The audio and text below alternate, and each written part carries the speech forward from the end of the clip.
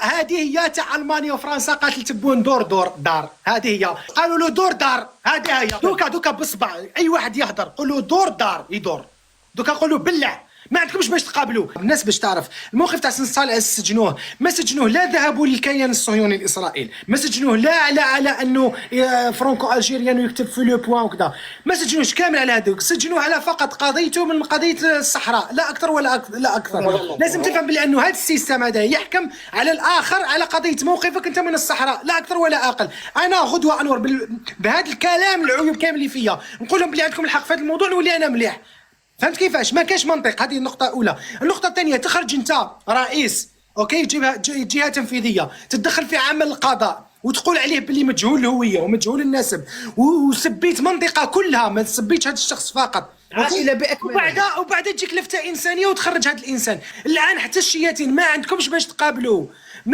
باش تقابلوا ونتكلم لك هذه اللغه نقول لك علاش انه هؤلاء يأتمرون باوامر شواكرهم اولا ثانيا انه هؤلاء ما عندهمش انه قانون واضح ومبدا واضح ثالثا الان واش قال بوعلام صنصال كله يبان باللي كان معاه الحق انا هذا واش نفهم لانه انت والا هذا ما عبدش بالوحده الوطنيه انا واحد يعبد بالحب الوحده الوطنيه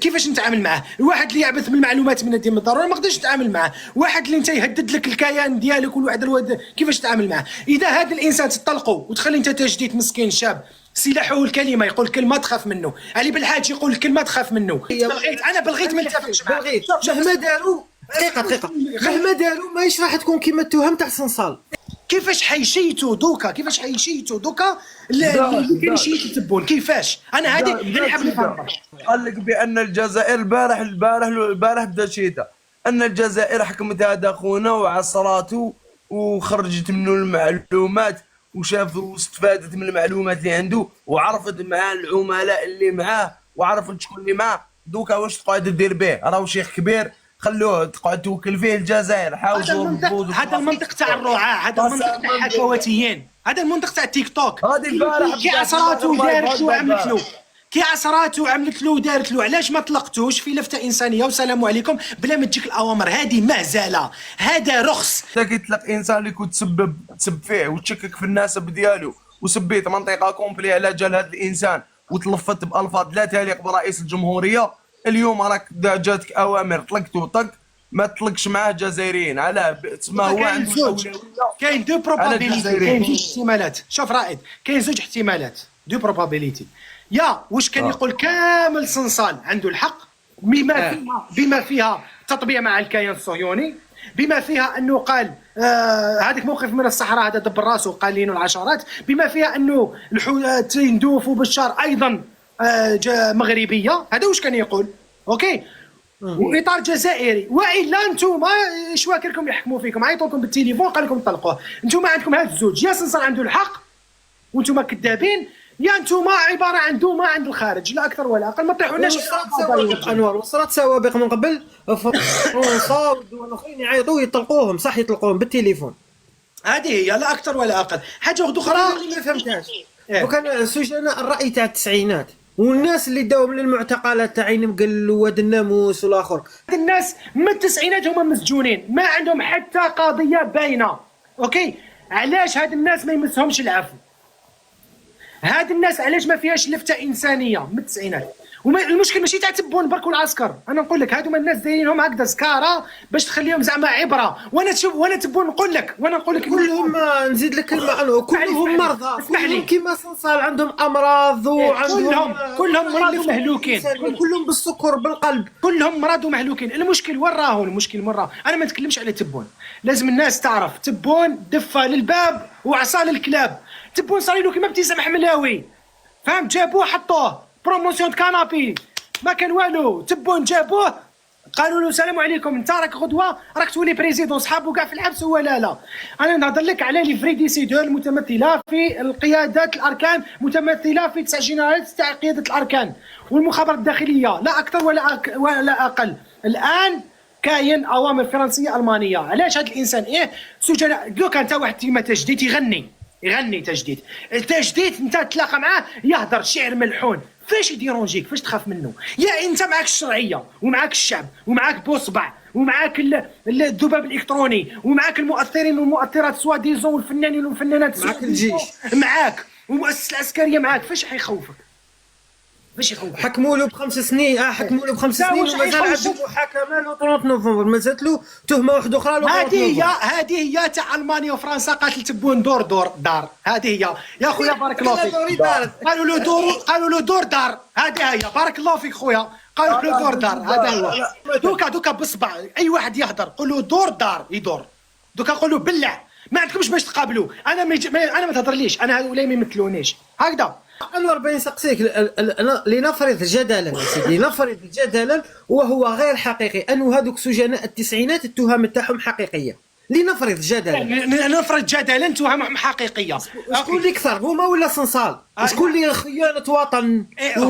هما خيانه وطن ودعاره وبنزينه وهدد لك الوطن وهدرت عليه ديسكور وهدرت. هؤلاء فرضا عام طلقتو، هذوك 40 سنه ماكش حاب تطلقهم. لا راهم فرضا صح. كيفاش المصالحه؟ كيفاش الناس كانت تقتل؟ جنرال النزار كان يقتل. راك تقول باللي الناس اللي كانوا في الجبل كانوا رافدين السلاح وتفاهمتوا بيناتهم. هذا علاش ما تطلقش الصراحه؟ زعما انت يا رجله، زعما انتوما ماشي رجال في الخصومات تاعكم. انتوما تحبوا الناس تخلوهم عبره ولا اكثر، وفي الحقيقه ما كنتش تبنوا اوطان، راكم تدمروا في الاوطان. شفت علاش كنت نقول لكم باللي سوريا اللي دمرها ماشي هؤلاء. اللي دمر سوريا هو اللا عدل قبل 40 سنه، اللي دمر ليبيا هو اللا عدل، اللي دمر العراق هو اللا عدل. هادو هما اللي اسسوا لثقافه اللا اوطان، وهذا هو الظلم مؤذن بخراب العمران، وهذا هو الظلم لا يدوم. هذا هو يكسر لك المجتمعات. شوف كي كان رقايد صالح شفنا بلي خالد نزار والاخر جنرال توفيق هذاك قال لك ادينوا بتهم خيانه الوطن، ومنه خرجت في ضدهم احكام والاخر سجينا. ومن بعد مور ما جات بون شفناهم بانهم عاودوا عيطوا لهم ونحاو هذيك التهم وكرموهم. ما هو السبب؟ بلا بالطائره الرئاسيه. لانه السبب الحقيقي هو انه المنظومه الحاكمه تبو ما اكزيستيش، لانه هؤلاء العسكر ما كانش. احنا علاش قلت لك كما قالوا بالاخضر بورقع، ماشي انا اللي قلت، قالوا عباره عن ميليشيات تسير دوله، لانه ما كانش مؤسسات حقيقيه تسير منظومه سياسيه وبلاد. هذو ناس كهول حاصلين في المرحله تاع 75 وعم بالهم باللي الشعب يشوفوا فينا احنا يشوفوا فينا كاع كيما شوشع وزكروط وبوصبوع الزايله اللي قاعد الاخر. اصبر دقيقه، في القضيه اللي ولات اليوم تحدد بها الوطنيه تاع الجزائري ولا لا شايف تقاس بها الوطنيه تاع الجزائري، قلت لهم انا بان الدبلوماسيه الجزائريه فشلت، راك فاهم؟ والعالم كاع يقول لك بان الدبلوماسيه الاخرى اللي مليح، العالم كاع لي ميديا يقول لك بانها انتصرت دبلوماسيا. كي تروح تشوف النشره تاع 8 وتروح تشوف تيك توك الجيريان واش راهو يهضر سي اوتر شوز. علاش عندهم التبرديه في راسهم يا اخو؟ علاش ما يشوفوش العالم واش هو يهضر؟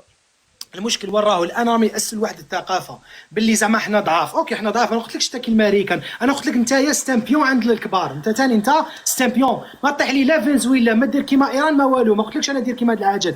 انا اللي حاب نقولها لك هو انه تقدر تحفظ ماء الوجه ديالك، تطلق الصراحه وتطلق سراح السجناء السياسيين وتبلع. انت ضعيف، ما طيحش انت تخرج بريزيدون يسب ويهضر ويتكلم ويدير ويعمل ومع الاخر يجيك اوامر يقول لك دور. السلام عليكم. هذا هو المشكل. ما قلتلكش انت يا انسان قوي ولا باطاي ولا انت انسان تقدر تواجه امريكان ولا روسيا ولا تقدر تواجه المروك. انت ما تقدرش. انت الامارات ما تقدر لهاش، ما تقدرش. لازم تفهم بلي حنا ضعاف. حنا على المستوى السياسي ضعاف، على المستوى الاقتصادي ضعاف، على المستوى الصحي الزيرو، على المستوى التعليمي تحت الزيرو. حنايا البيئه الفكريه والثقافيه والاجتماعيه زيرو. ما تكذبش على روحك وتسوق باللي انت فور وتخرج تسب في السيد وتقول فرنسا انا ما نديرش وما نعملش. كاين خطاب بروباغندا اللي سوقوه الطماعين والطباعي ولا الطماع يفسد الطبع. بعض الناس طماعين هكذا يبدا يقول لك حنا فور كذا ويكذب عليك. وكاين بروباغندا تاع مؤثرين ومؤثرات بين قوسين سوا ديزون فنانين وفنانات، اللي هو في الحقيقه تاع الفنان ورجل الدين والامام هو انه يدافع عن المظلوم ويقول الحق ماشي شية البروسه. يجوا ليك يبداو يبينوا فيك باللي انت واعر وداير. انت ما راكش هداك. انت احفظ ماء الوجه تاعك، كونك راجل وعامل بمبدا الرجوله. كيما طلق اليوم صنصال كنت قادر تطلق الناس اللي مظلومين ومحقورين. ما تتدخلش واحد كيما تجديد. انت معك الشرعيه ومعك القوه ومعك السلاح. تخاف انت من التجديد يهضر في التليفون.